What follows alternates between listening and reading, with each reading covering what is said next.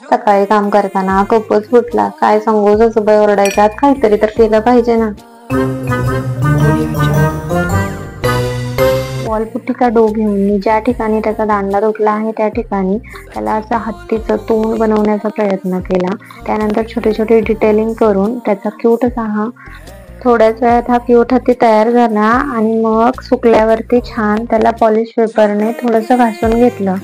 Plain सरफेसवरती कधीच paint करायचा नसतो, कारण त्याचं इवन टेक्स्चर बसत नाही, म्हणून जेसो अप्लाय करायचा असतो. पण माझ्याकडे जेसो नव्हतं तर मी त्याच्यासाठी हा जुगाड बनवला आहे. मी हे जेसो कसं बनवले ह्याचा जर तुम्हाला व्हिडिओ हवा असेल तर कमेंट नक्की करा. सो फायनली मी कलरिंग आणि डॉटिंग टूल्सने थोडंसं डिटेलिंग करून हे माझं छोटंसं क्यूट असं प्लांटर रेडी झालेलं आहे.